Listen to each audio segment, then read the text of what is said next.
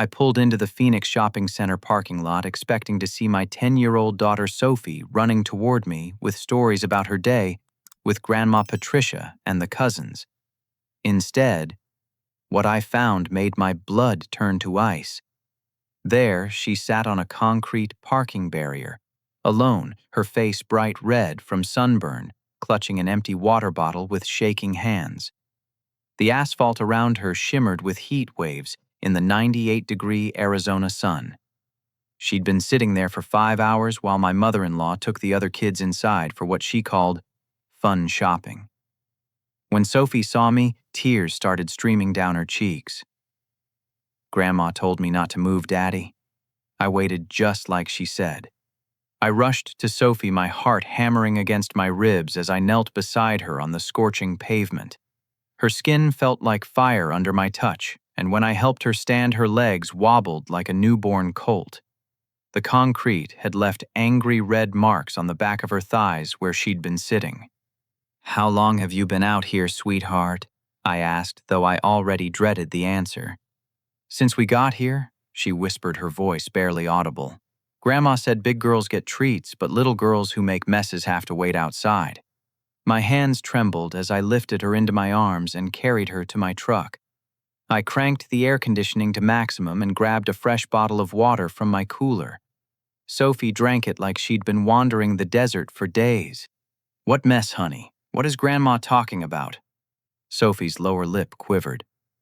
"Remember Tuesday when I spilled grape juice on her new white couch? She said it was my consequence. She said I needed to learn responsibility like the big kids." The words hit me like a sledgehammer. This wasn't neglect or poor judgment.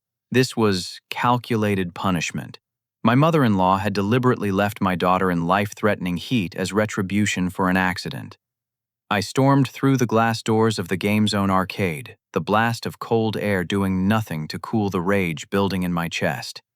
The electronic bells and whistles of video games mixed with children's laughter created a carnival atmosphere that felt obscene given what I'd just discovered outside. I spotted Patricia immediately. She stood near the prize counter, her silver hair perfectly styled, despite the heat, watching as her other grandchildren selected expensive toys. 12-year-old Cameron held a remote-controlled drone, while his twin sister Brooke clutched a stuffed unicorn the size of a golden retriever.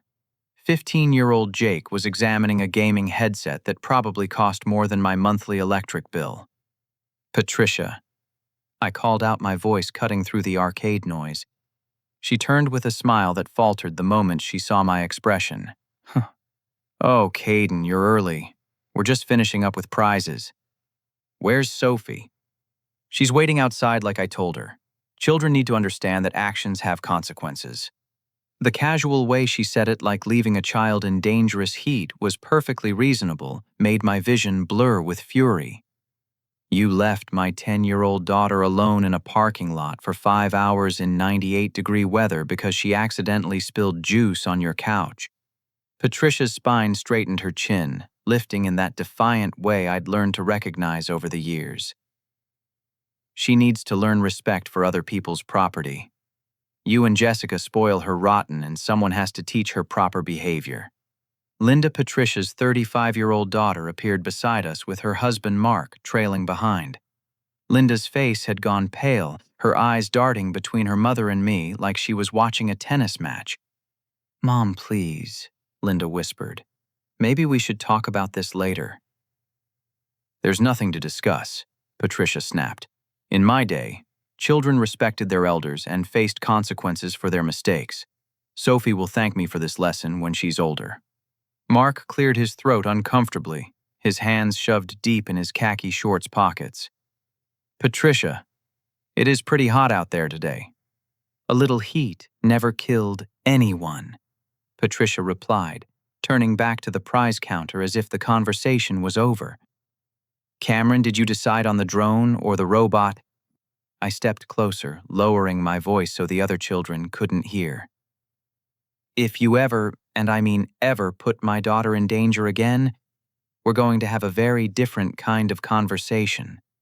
Patricia whirled around, her gray eyes flashing. "Are you threatening me, Caden, because I can call the police just as easily as you can?" Go ahead, I said, pulling out my phone. I'm sure they'd love to hear about how you endangered a child.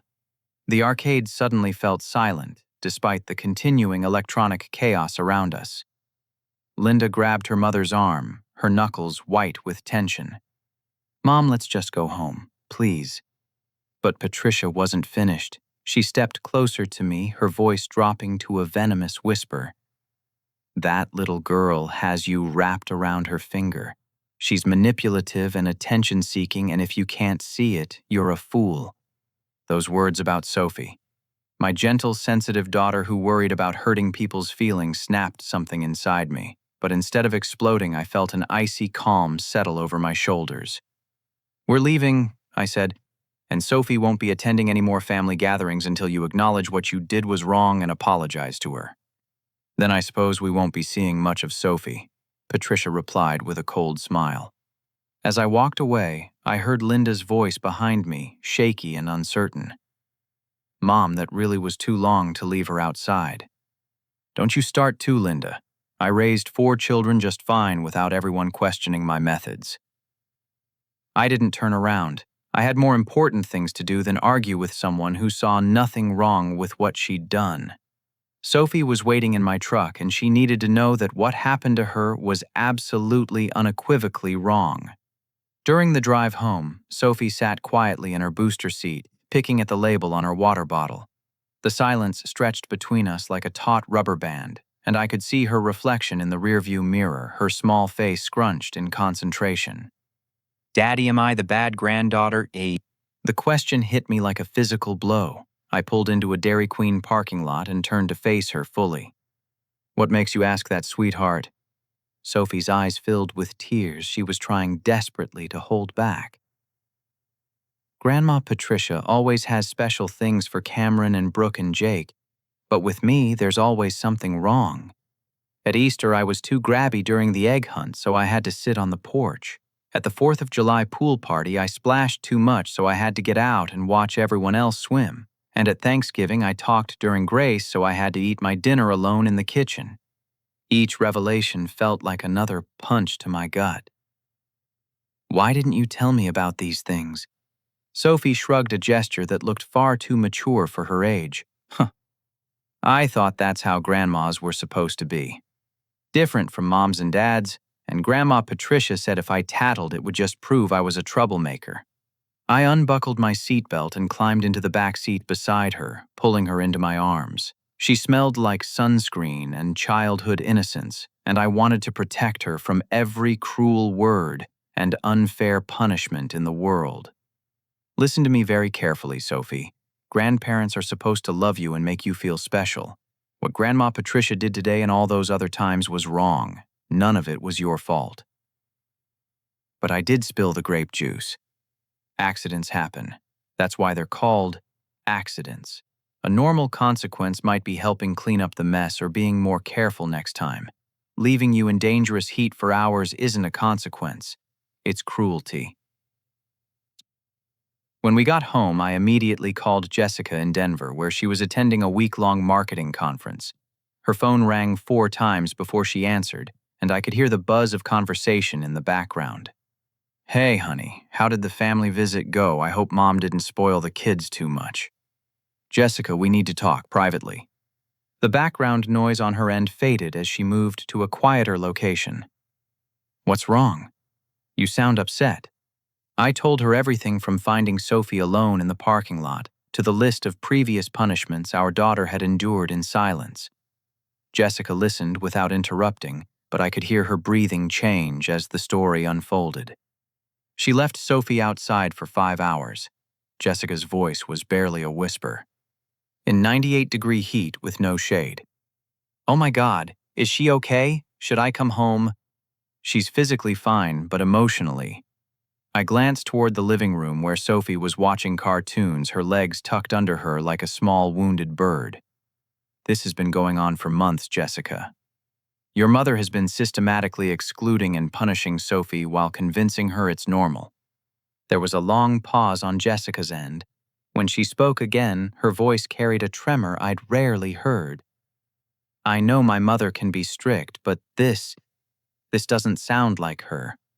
It's exactly like her. You just haven't wanted to see it. That's not fair, Caden. She's my mother. She loves Sophie. Love doesn't leave a child in a parking lot for 5 hours. Our conversation continued for another 20 minutes, with Jessica struggling to reconcile the mother she thought she knew with the woman I was describing. By the end, she promised to cut her conference short and fly home Tuesday evening instead of Friday. That night, as I tucked Sophie into bed, she grabbed my hand with surprising strength. "Daddy, are you going to make me go back to Grandma Patricia's house?"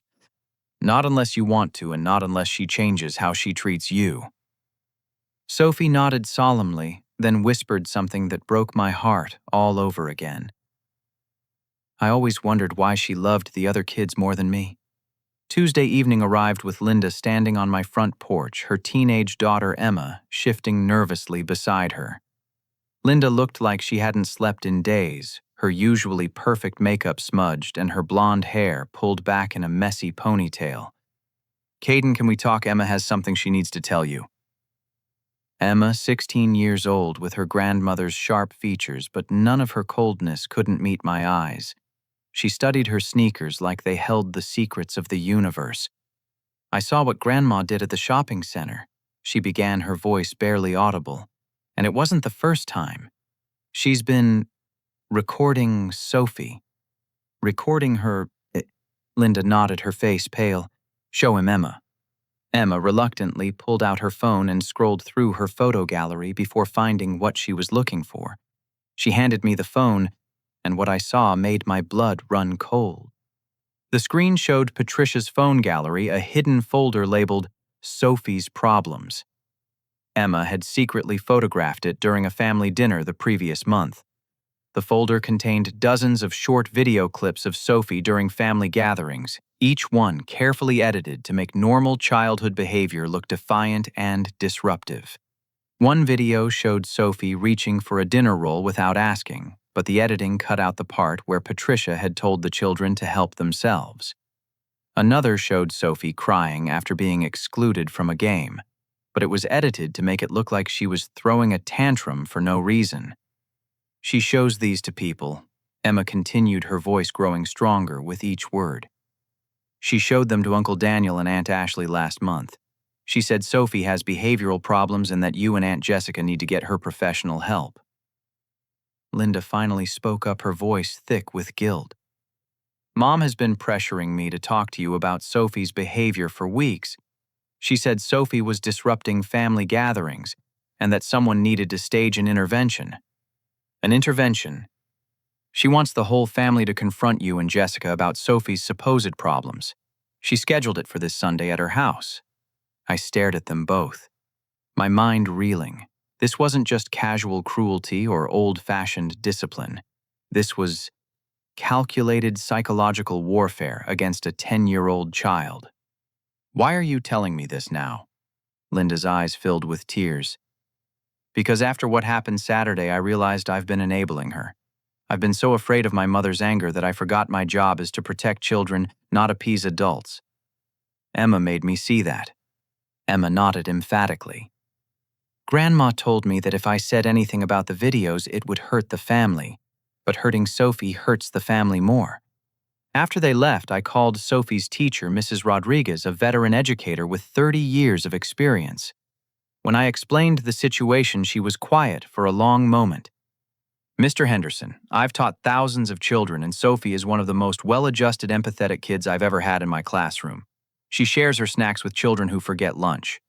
Money helps struggling classmates with their reading, and has never once been sent to my office for behavioral issues. If someone is telling you she has problems, they're either seeing something that doesn't exist or creating problems that weren't there before." That night, Patricia called my house phone, her voice syrupy sweet, but with steel underneath. "Caden, I've been thinking about our conversation Saturday, and I believe there's been a misunderstanding. I was simply trying to teach Sophie the value of patience and responsibility. Perhaps my methods were a bit old-fashioned, but my intentions were good. Leaving a child in 98-degree heat isn't old-fashioned, Patricia. It's dangerous." "Oh, you're exaggerating. It wasn't that hot and she had water." She was dehydrated and sunburned when I found her. Patricia's tone sharpened. Well, perhaps if you taught her to follow instructions better, she wouldn't find herself in these situations. I told her to stay in the shade. There was no shade where you left her. There was a tree nearby. She chose not to use it. The gaslighting was so blatant, so shameless, that for a moment I was speechless. Then Patricia delivered her final blow. I think it's clear that Sophie needs more structure and discipline than she's getting at home. If you can't provide that, perhaps visits should be limited until you can get her behavior under control. That's the first thing you've said that I agree with, I replied. Visits will definitely be limited. I hung up before she could respond, but the damage was done. Patricia had declared war, and Sophie was caught in the crossfire.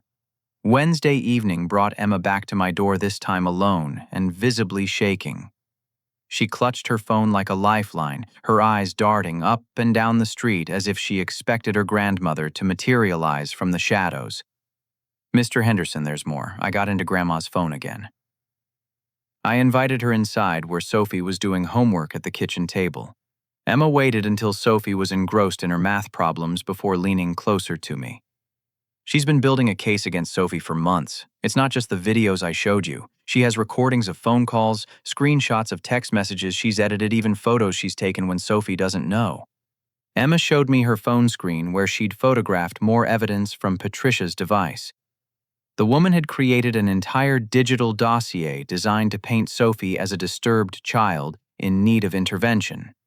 One recording was from a phone call between Patricia and her book club friends where she described Sophie as increasingly violent and unpredictable. Another was a text message conversation with her neighbor, Mrs. Patterson, where Patricia claimed Sophie had attacked Cameron during a family barbecue. I remembered that incident clearly. Cameron had taken Sophie's favorite toy and thrown it in the pool, and Sophie had pushed him in frustration. It was a normal sibling-type conflict that was resolved in minutes, but Patricia had documented it like evidence of assault. She practices what she's going to say about Sophie, Emma continued. I've heard her rehearsing stories in her bathroom, changing details to make them sound worse. She even looked up symptoms of childhood behavioral disorders online to see which ones Sophie might fit. The scope of the deception was breathtaking. Patricia hadn't just been mean to Sophie. She'd been conducting a systematic campaign to destroy my daughter's reputation within our family. There's something else, Emma added reluctantly. She called Sophie's school yesterday trying to get information about her behavior in class.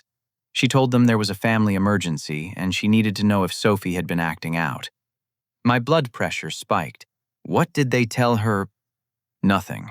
The principal, Mr. Thompson, said he couldn't release information to anyone but parents, but Grandma was really angry about it. She said they were probably covering up problems.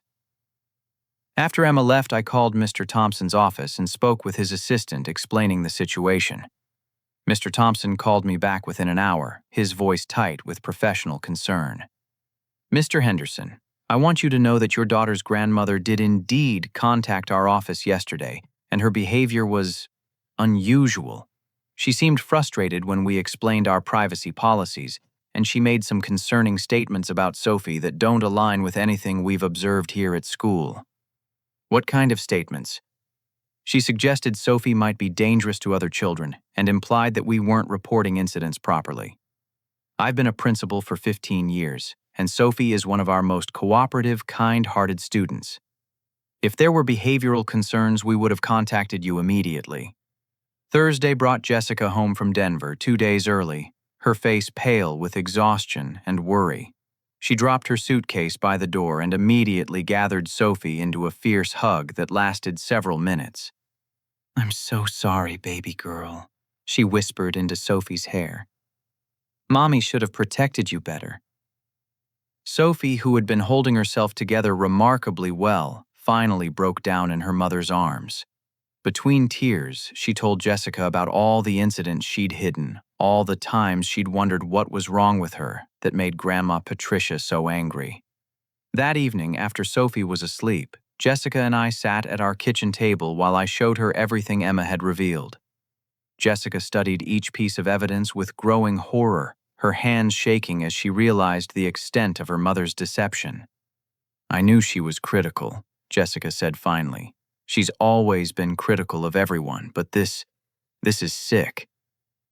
She's been systematically destroying Sophie's relationship with the entire family. Daniel and Ashley think Sophie is violent. Your cousin Rachel in Seattle thinks she's manipulative, all based on lies and edited videos." Jessica put her head in her hands. "How did I not see this?" "Because she's your mother and you trusted her, but also because she's very good at this. She's been manipulating people for years." "What do we do now?" Before I could answer, my phone rang. It was Linda, and her voice was frantic. "Caden, you need to know something. Mom just called Daniel and told him about your conversation. She said you threatened her physically and that she's afraid for her safety. Daniel is driving down from Flagstaff tomorrow to confront you." "Let him come," I said. "I've got plenty to show him."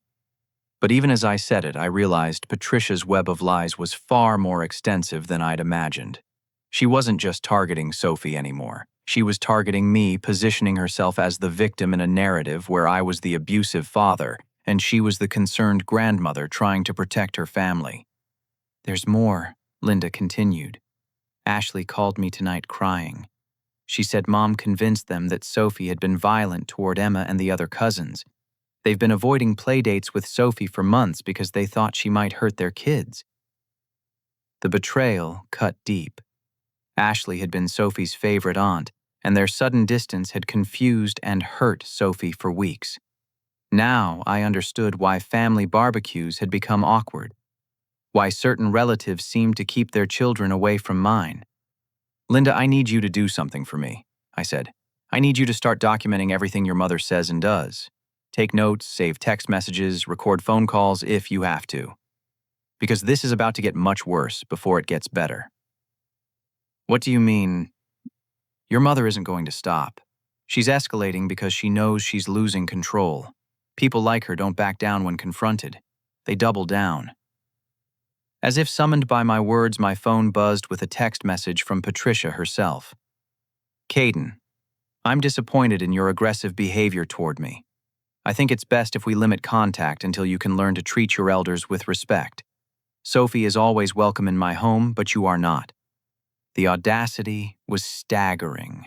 Even after everything she'd done, she was still trying to control the narrative, still positioning herself as the reasonable adult, dealing with unreasonable people. But she'd made one critical mistake. By targeting me directly and trying to separate me from Sophie, she'd shown her true intentions. This was never about discipline or family values. This was about power and control, and she was willing to destroy a child's emotional well-being to maintain both. Friday morning brought a call from Ashley that changed everything. Jessica answered the phone expecting a normal conversation with her sister-in-law, but Ashley's first words sent chills down both our spines. "Jessica, I'm so glad you called. Daniel and I have been meaning to talk to you about the intervention we've planned for Sunday. We really think Sophie needs professional help before this gets any worse." Jessica's face went white as she put the call on speaker. "What intervention?" "Your mom organized it weeks ago.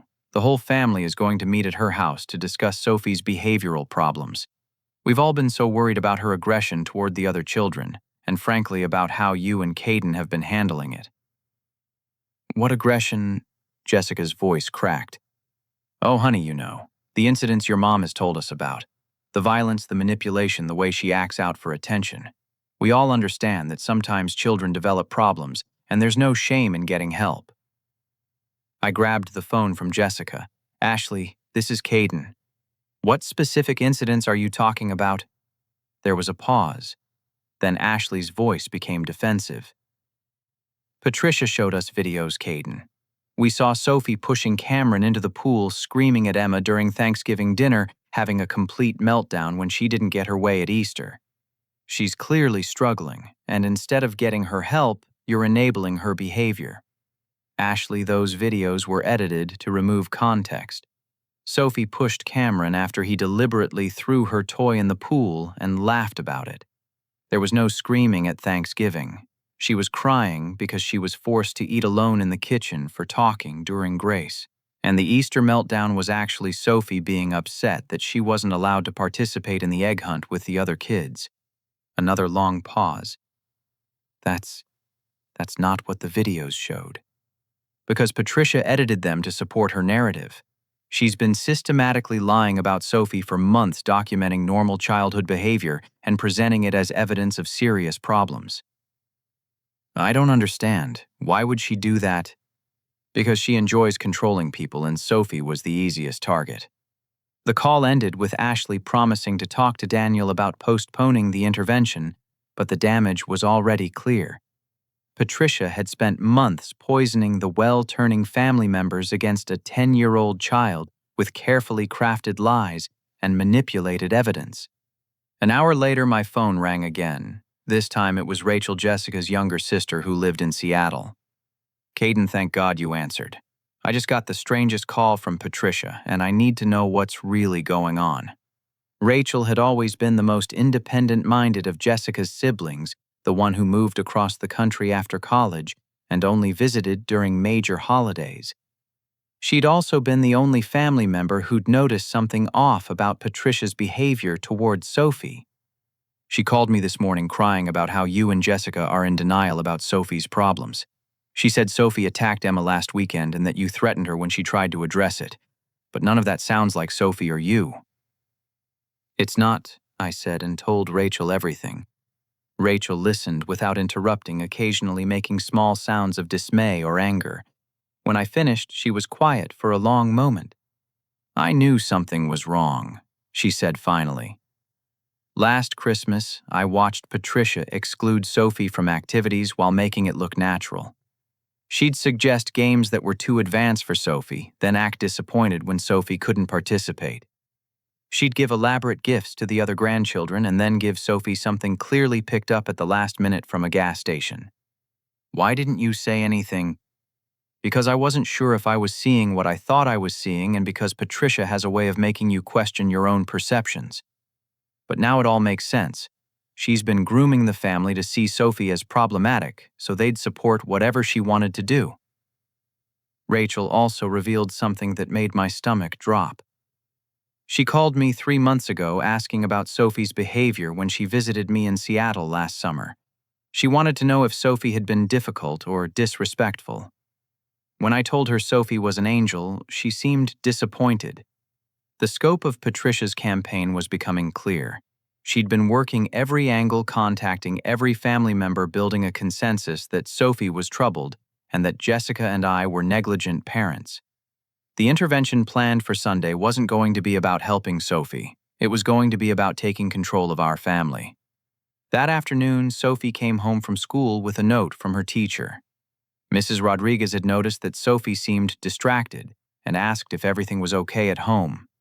Sophie had mentioned that some family members thought she was a bad kid, and Mrs. Rodriguez wanted to discuss it.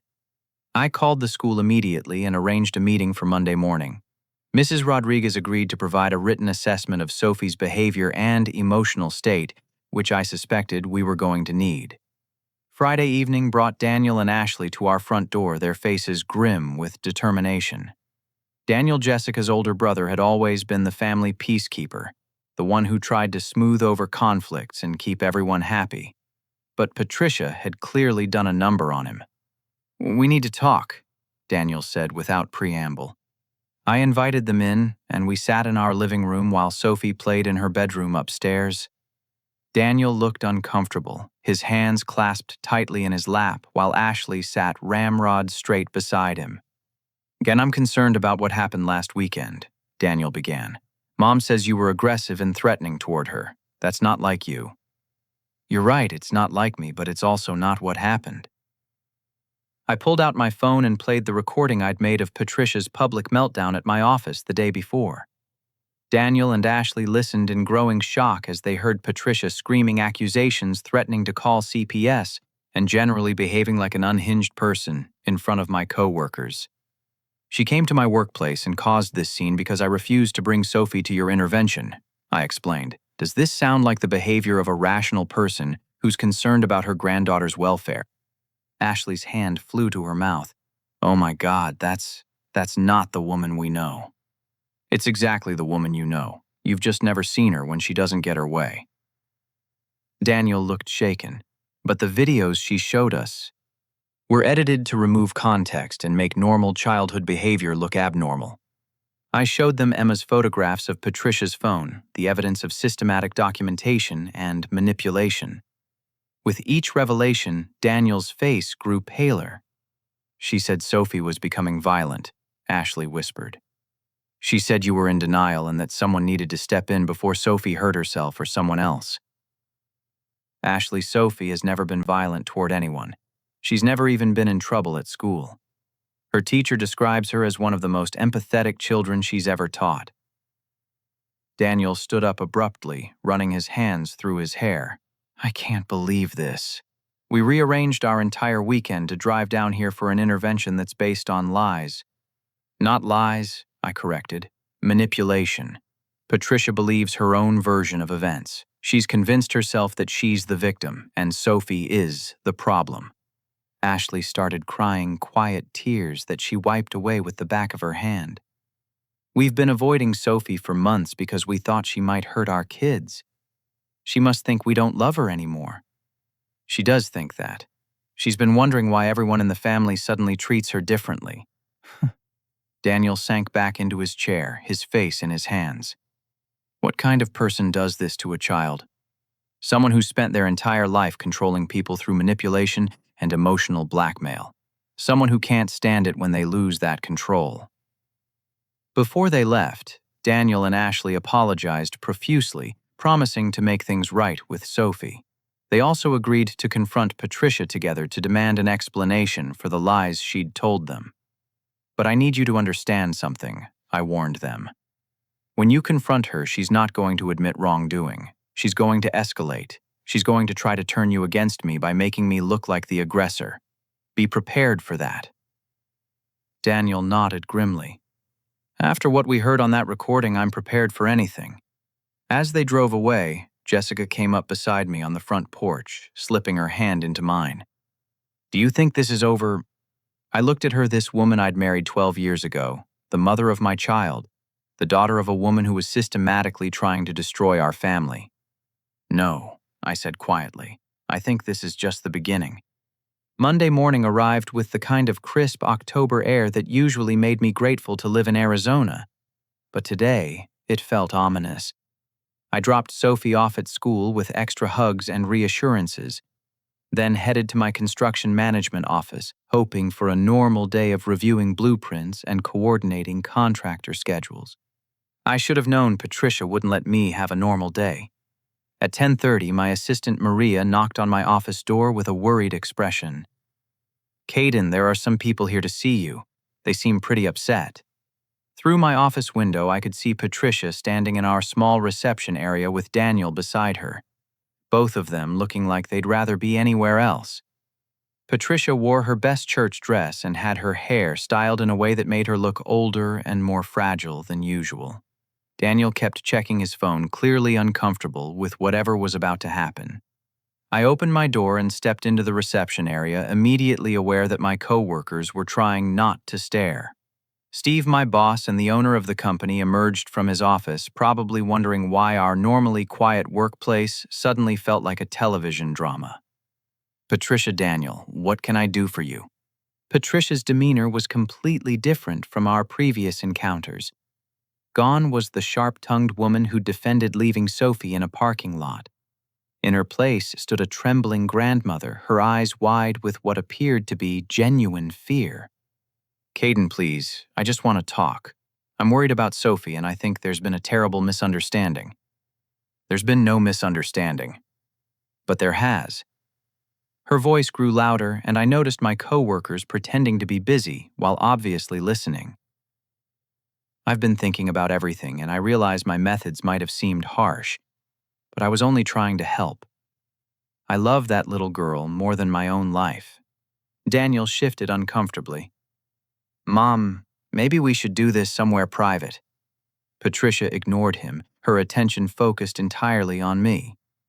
I know you're angry and I understand why, but keeping Sophie away from her family isn't the answer. Children need stability, consistency. They need their grandparents. Children need safety, Patricia. Something you didn't provide? I would never hurt Sophie. Her voice cracked and actual tears appeared in her eyes. For a moment, I almost felt sorry for her. I know I made mistakes, but I was trying to teach her important lessons. Children today are so coddled, so unprepared for real life. Steve stepped closer, his contractor instincts picking up on the tension. Is everything okay here, Caden? Before I could answer, Patricia turned to Steve with a desperate expression. You have children, don't you? You understand how difficult it can be when family members disagree about discipline methods. I'm sorry, what's this about? Patricia took a shaky breath, and I realized with growing dread that she was about to perform for an audience. My granddaughter has been having some behavioral problems, and I tried to address them during a family outing, but Caden became very aggressive with me, very threatening. I'm afraid he might be taking his anger about his daughter's issues out on me. The words hung in the air like smoke poisoning everything they touched. I could see Steve's expression change as he tried to process what he was hearing. That's not what happened, I said firmly. I have witnesses. Patricia continued, her voice gaining strength. Daniel was there. He saw how you spoke to me, how you threatened me in front of my other grandchildren. Daniel's face had gone bright red. Mom, that's not… yes, there was a disagreement, but… Patricia pressed her advantage. I'm scared to be alone with him. Yesterday he called me and said terrible things, threatened to make sure I never see Sophie again. I think he might be abusive. The accusation landed like a physical blow. Steve's eyebrows shot up, and I could feel the attention of everyone in the office focused on our conversation. Patricia, you're lying. Am I? She pulled out her phone with trembling fingers. I recorded our conversation yesterday because I was so frightened. Would you like to hear what you said to me? My blood ran cold. I remembered our conversation, remembered my angry tone, remembered saying things I probably shouldn't have said. Out of context, edited correctly, I could see how it might sound threatening. But before Patricia could play whatever recording she'd made, Daniel finally found his voice. Mom, stop, just stop. Patricia turned to her son with surprise. Daniel, you need to support me here. You heard what he said. I heard what you both said. And I also heard the recording Caden made of you screaming at him outside the game zone. I heard about the videos you've been editing. I heard about the lies you've been telling about Sophie. Patricia's mask of fragility slipped for just a moment, revealing the calculating woman underneath. What videos? What lies, Daniel? You're confusing. Don't. Daniel's voice was sharp enough to cut glass. Ashley and I spent all weekend going over everything, and we know the truth now. Sophie isn't the problem, you are. The reception area fell silent except for the humming of the air conditioning. Patricia looked around at the faces staring at her, her performance suddenly exposed as exactly that. You don't understand, she said, but her voice had lost its trembling quality. That child has everyone fooled. She's manipulative, she's attention-seeking. She needs professional help. The only person who needs professional help is you, Daniel shot back. That's when Patricia's composure completely shattered. The fragile grandmother disappeared, replaced by a woman in full rage. How dare you speak to me that way? I raised you better than this. I sacrificed everything for this family. And this is how you repay me, by believing lies from a man who can't control his own child. Her voice echoed through the office, and I could see people in the other rooms stopping their work to listen. Steve stepped forward, his face stern.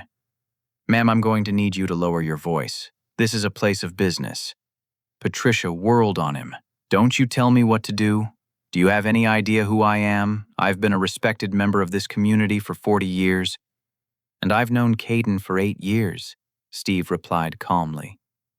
He's one of the most level-headed professional men I've ever worked with. If he says you're lying, I believe him. The support from my boss seemed to inflame Patricia even more. Professional. He threatened an elderly woman. He's keeping a child away from her loving grandmother. If you can't see what kind of man you're employing, maybe you need to reconsider your judgment. Maybe you need to leave my office." Steve said, his voice carrying the authority of a man who'd spent 30 years managing construction crews. Patricia's face turned purple with indignation. "I'm calling the police. I'm calling Child Protective Services. I'm going to make sure everyone knows what kind of man you really are." "Caden?" And then she was gone, storming out of the office with Daniel trailing behind her, apologizing profusely to everyone in sight. The silence that followed was deafening. Steve looked at me with concerned eyes. "You want to tell me what that was really about?" I told him everything right there in the reception area with my coworkers listening. I told him about finding Sophie in the parking lot, about the systematic exclusion and punishment, about the edited videos and the campaign of lies. When I finished, Steve shook his head slowly. "In 30 years of business, I've never seen anything like that." The woman seemed completely unhinged. Maria, who'd been quietly taking notes during the entire confrontation, looked up from her legal pad. "Caden, I don't know if this helps, but I used to work for a family law attorney. What that woman just did, making false accusations in front of witnesses trying to damage your professional reputation, that's harassment. And if she follows through on her threat to call CPS with false reports, that's abuse of the system. What should I do?" "Document everything. Save all your text messages, record all phone calls if you can keep a timeline of events, and consider getting a restraining order if this escalates further." As if summoned by her words, my phone buzzed with a text message from Patricia. "This isn't over, Caden. You've poisoned my family against me, but I won't let you destroy an innocent child's life. I'm going to make sure everyone knows the truth about you." I showed the message to Steve and Maria, both of whom grimaced. "That sounds like a threat to me," Steve said.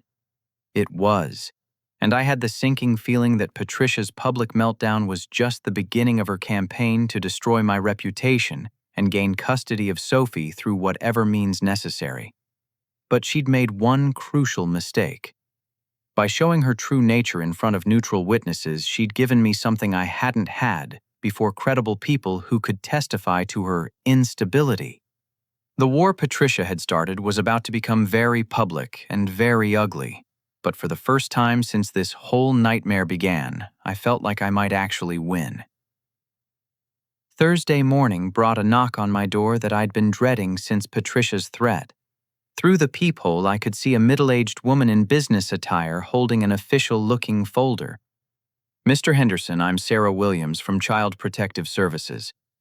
I need to speak with you about a report that was filed concerning your daughter."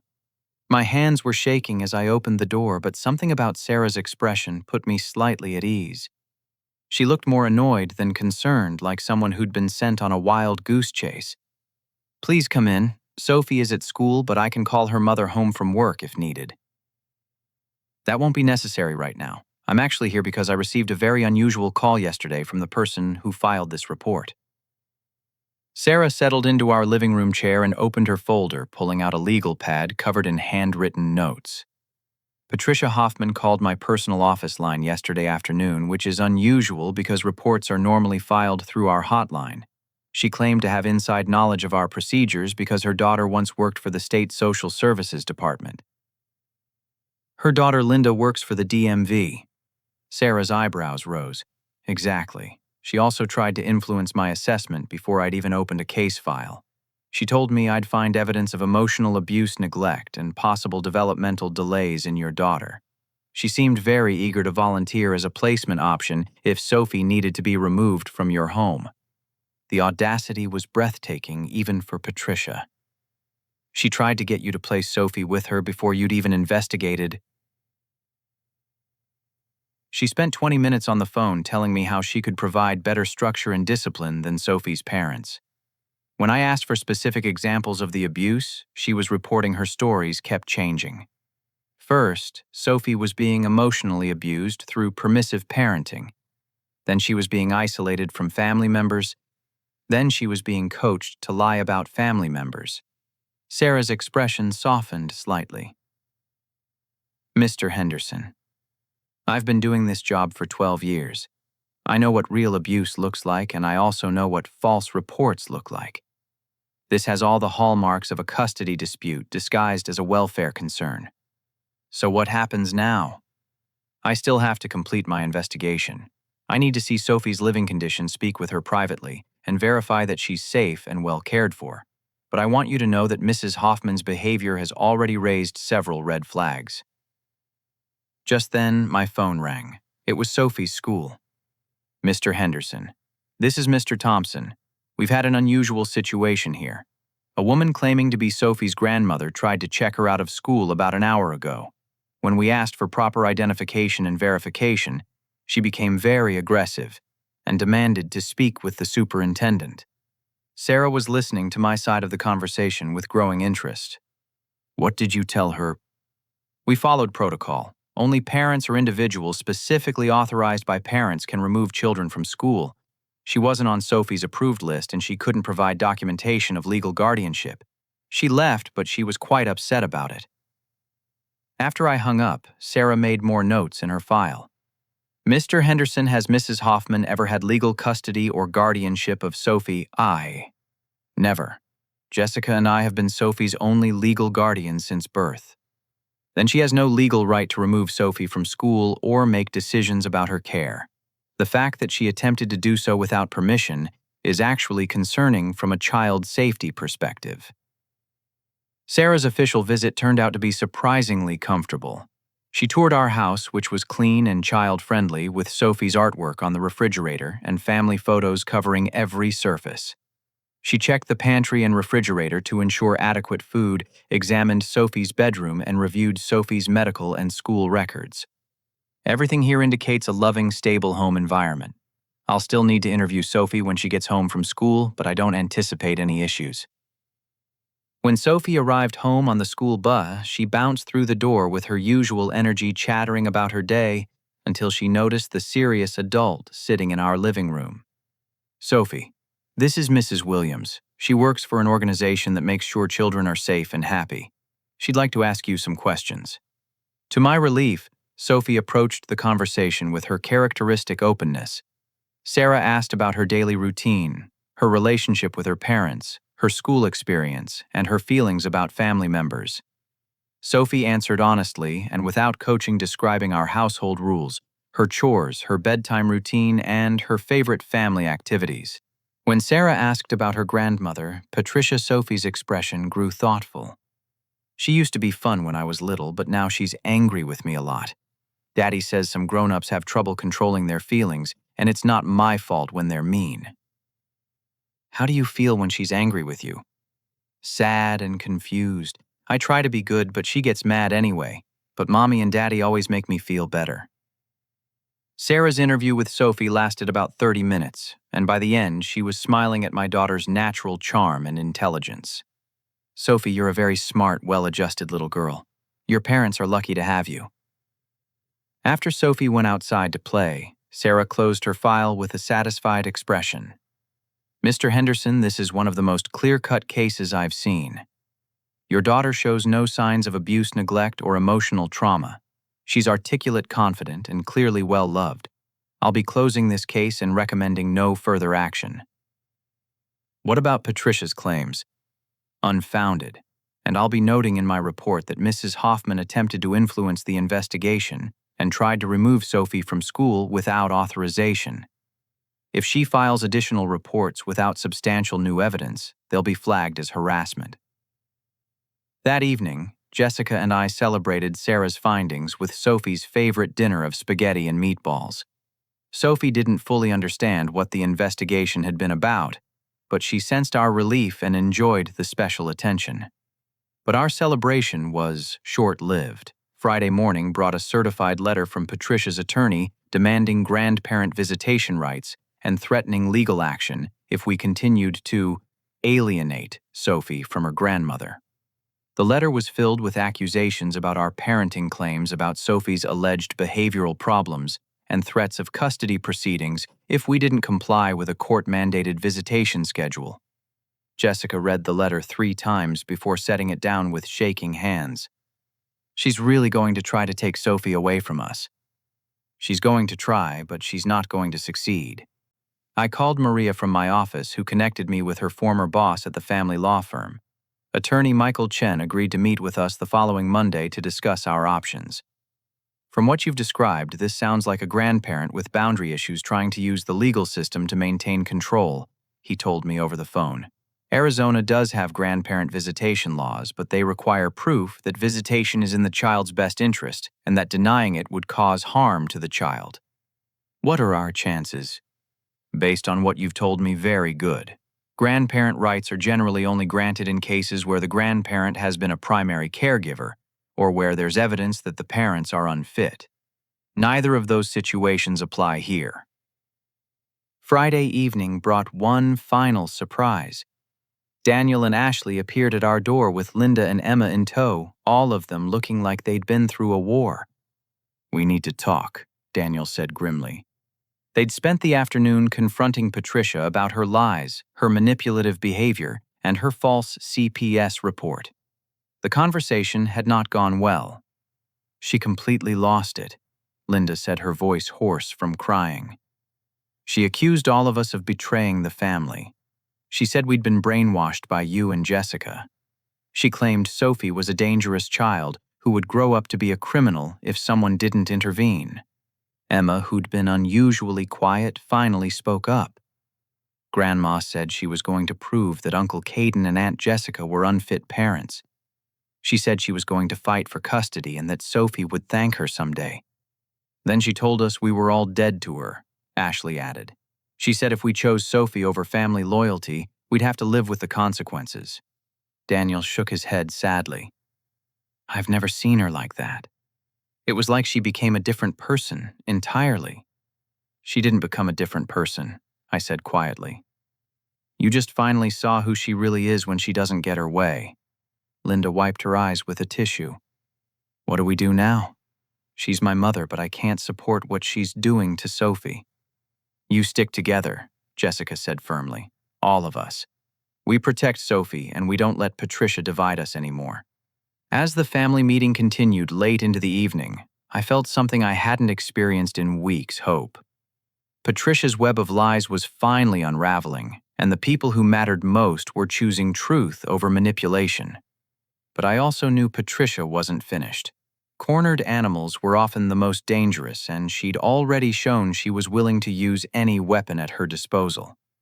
The final battle was coming, and it was going to determine not just Sophie's future, but the future of our entire family. Sunday morning dawned clear and cold, the kind of Arizona winter day that reminded me why we'd moved here from Michigan 12 years ago. But the beautiful weather did nothing to calm the knots in my stomach as we prepared for what I knew would be the most important family gathering of our lives. Patricia had insisted the intervention proceed. As planned, apparently convinced that she could still turn the family against us despite everything that had happened. She'd called Jessica Friday night, her voice dripping with false concern and maternal authority. "Jessica, honey, I know you're confused right now, but this family gathering is more important than ever. Sophie needs help, and it's time we all came together to discuss her future. I've arranged for a child psychologist to attend, and I think you'll be surprised by what she has to say about Sophie's behavior patterns." Jessica had agreed to attend, but not for the reasons Patricia expected. We arrived at Patricia's house at 2 o'clock sharp, armed with a folder full of evidence that would make Perry Mason proud. Sarah Williams's CPS report, clearing our family. Mrs. Rodriguez's written assessment of Sophie's exemplary school behavior. Dr. Patricia Chen's no relation to our attorney's psychological evaluation of Sophie that we'd commissioned independently, showing a happy, well-adjusted child with no behavioral concerns. But most importantly, we had Emma's courage and Linda's newfound backbone. Patricia's living room was arranged like a courtroom, with Patricia sitting in her high-backed chair like a judge, and folding chairs arranged in a semicircle facing her. Daniel and Ashley sat on one side, Linda and Emma on the other, leaving space for Jessica and me in the middle. The child psychologist Patricia had mentioned turned out to be her friend Nancy from book club, who had a bachelor's degree in elementary education from 30 years ago, and apparently considered herself qualified to diagnose psychological disorders. Patricia started the meeting with a performance worthy of an Oscar. I want everyone to know how difficult this is for me. Sophie is my granddaughter and I love her deeply, but love sometimes means making hard decisions for a child's own good. She gestured to a poster board she'd prepared covered with printed photos and what appeared to be a timeline of Sophie's behavioral incidents. I've documented months of concerning behavior. Aggression toward other children, defiance of authority figures, manipulative tactics designed to avoid consequences. These are serious red flags that require professional intervention. Nancy nodded sagely as if she hadn't been coached on exactly what to say. Children who display these early warning signs often develop more serious behavioral disorders if left untreated. I believe Sophie would benefit from intensive therapy and possibly medication to address her impulse control issues. The room was silent for a moment, and I could see the doubt creeping into Daniel and Ashley's faces despite everything they'd learned. Patricia was very good at this. Then Emma stood up. "Grandma, can you show everyone the real videos from your phone?" Patricia's confident expression flickered. "What videos?" "The ones you've been editing to make Sophie look bad? The full versions that show what really happened?" "Emma, sit down. Adults are talking." But Emma didn't sit down. Instead, she walked over to her grandmother's poster board and began pointing at the photos. "This picture where Sophie looks like she's screaming, I was there. She was laughing because Cameron had just told a funny joke.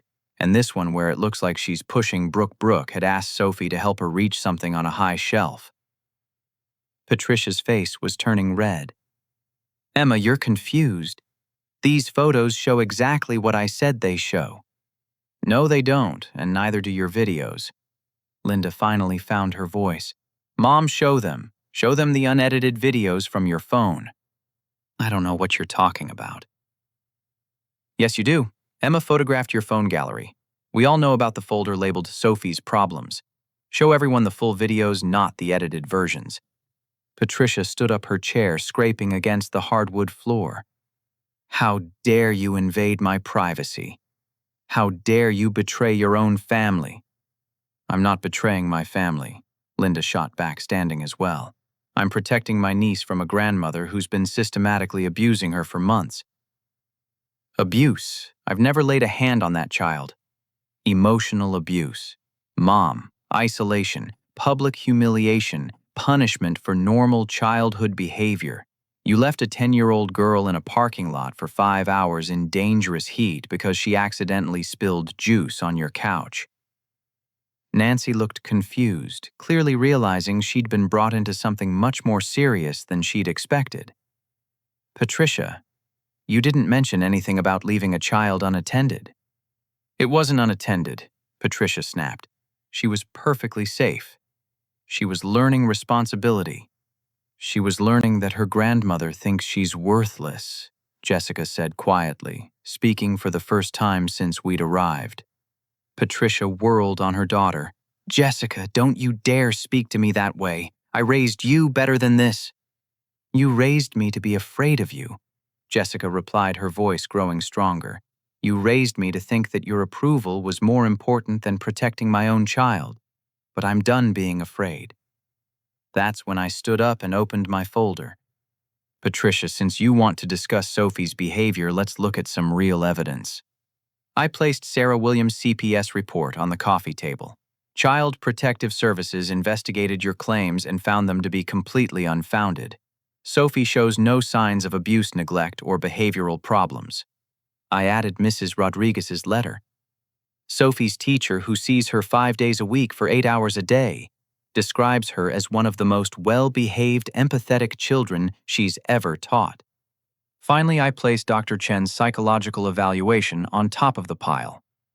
A licensed child psychologist examined Sophie and found her to be happy, well-adjusted, and showing no signs of the behavioral disorders you've claimed she has. Patricia stared at the documents like they were written in a foreign language. "Those people don't know Sophie like I do. They don't see her manipulation tactics, her attention-seeking behavior. The only manipulation happening here is yours," I said calmly. "You've been systematically lying about a 10-year-old child to justify your cruel treatment of her. How dare you call me a liar?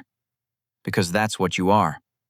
I pulled out my phone and played the recording of Patricia's meltdown at my office.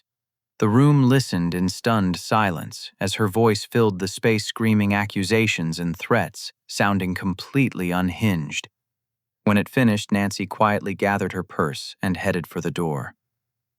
Patricia, I think there's been a misunderstanding. I can't be part of this. After Nancy left the room, erupted, Patricia launched into a tirade about ungrateful children and family betrayal while Linda and Emma tried to reason with her. Daniel and Ashley sat in shocked silence, finally seeing the full scope of Patricia's manipulation. But then something unexpected happened. Patricia's rage collapsed into tears.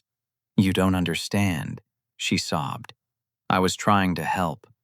Sophie reminds me so much of myself at that age, so sensitive, so easily hurt.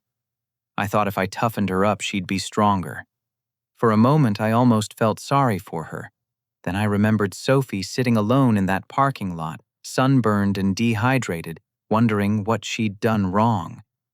Patricia, Sophie doesn't need toughening up. She needs love and support and family members who treat her with kindness. I do love her." "No, you love controlling her. There's a difference." The meeting ended with Patricia storming out of her own living room, leaving us to sit in awkward silence. But something had shifted. The family members who mattered had chosen Sophie over Patricia's manipulation. 6 months later, our lives had settled into a new normal. Patricia had undergone court-mandated counseling after her harassment charges were filed, and while she hadn't apologized, she'd stopped actively trying to destroy our family. Sophie was thriving. Her confidence had returned, and she no longer flinched when adults raised their voices or worried that she was disappointing everyone around her. She'd started taking gymnastics classes and had made new friends at school who appreciated her gentle, caring nature. Linda had found her voice and was building a stronger relationship with her daughter Emma, who'd learned that standing up for what's right sometimes means challenging the people you love. Jessica had established clear boundaries with her mother and was seeing a therapist to work through years of manipulation and guilt. And me, I'd learned that sometimes protecting your child means going to war with your own family, but it's a war worth fighting. On Sophie's 11th birthday, we threw a party in our backyard with all the family members who truly loved her. Daniel and Ashley brought their kids who played with Sophie like the normal, happy children they'd always been. Linda and Emma came with homemade cupcakes and genuine smiles. Rachel flew in from Seattle with presents and stories that made Sophie laugh until her sides hurt. Patricia wasn't there, and for the first time in years, her absence made the celebration better instead of worse. As I watched Sophie blow out her candles surrounded by people who loved her for exactly who she was, I realized that sometimes the best gift you can give a child isn't protection from all of life's difficulties, but the knowledge that someone will always fight for them when it matters most. Sophie made her wish and looked up at me with eyes full of joy and trust. "What did you wish for, sweetheart?" She grinned, frosting on her nose. "That every kid gets to have a daddy who protects them like you protect me." That night, as I tucked her into bed, Sophie asked me a question that showed just how much she'd grown. "Daddy, do you think Grandma Patricia will ever say she's sorry?" "I don't know, honey. Some people have trouble admitting when they're wrong." Sophie nodded thoughtfully. "Well, if she ever does say sorry, I think I could forgive her. But she'd have to really mean it. That's my daughter. Wise beyond her years, kind despite everything she's been through, and strong enough to offer forgiveness while still protecting herself. Sometimes the best revenge isn't getting even. Sometimes it's raising a child who's everything your enemy claimed they couldn't be, and watching them shine brighter than anyone thought possible. The truth has a way of setting everyone free, even the people who tried to bury it. Have you ever had to choose between family loyalty and protecting someone you love? How did you find the courage to do what was right, even when it meant standing against people who were supposed to care about you? Share your story in the comments below, and let's support each other in creating families built on love instead of control. Thank you for listening to Sophie's story and mine. If this message resonated with you, please like this video, subscribe to hear more stories about finding strength in difficult family situations, and share this with anyone who might need to hear that they're not alone in their struggles. Remember, protecting the people you love sometimes requires incredible courage, but it's always worth it. Until next time, keep fighting for what's right, keep protecting those who need protection, and keep believing that truth and love will always triumph over manipulation and control.